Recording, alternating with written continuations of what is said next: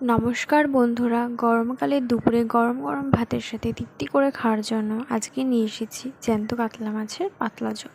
পেঁয়াজ রসুন ছাড়া খুবই অল্প মশলা দিয়ে তৈরি অসাধারণ স্বাদের খুবই হেলদি একটা মাছের রেসিপি। চলুন কথা না বাড়িয়ে ঝটপট দেখে নেওয়া যাক এই রেসিপিটা। আমি এখানে 4 পিস মাছ নিয়েছি। মাছগুলোকে হাফ চামচ লবণ আর হাফ চামচ হলুদ দিয়ে মাখিয়ে নেব। মাখিয়ে কিছুক্ষণ সাইডে রেখে দেব 10 মিনিট রেস্টের জন্য। এখানে আমি দুটো গোটা বড় সাইজের আলু নিয়েছি, লম্বা করে কেটে নিয়েছি। কড়াইটা ভালো করে গরম করে তার মধ্যে তেল দিয়ে নেব। বন্ধুরা, কড়াইটা কিন্তু খুব গরম করে নিতে হবে।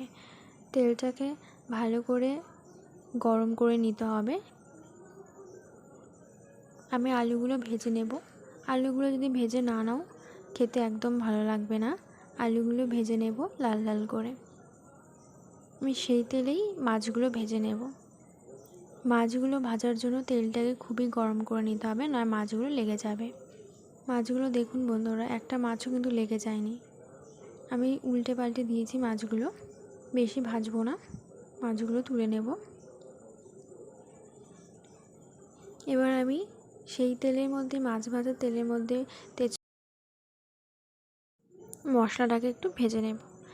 এর মধ্যে দিয়ে দেব আদা আর জিরে বাটা আর লঙ্কা বাটা।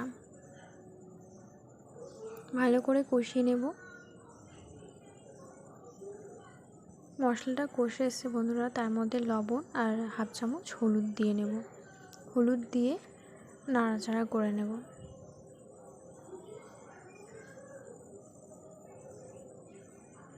মশলাটা তেল ছেড়ে এসে এর মধ্যে আমি আলুগুলো দিয়ে নেব। আলুগুলো দিয়ে ভালো করে কষিয়ে নেব।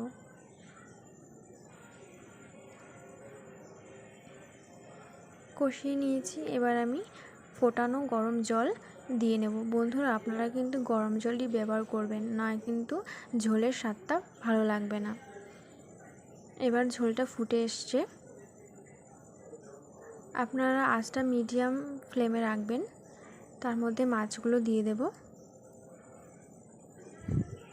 মাছগুলো দিয়ে নিয়েছি। এবার ফ্লেমটাকে মিডিয়াম টু হাই করে মাছগুলো ঢাকা দিয়ে 5 মিনিটের জন্য হতে দেব।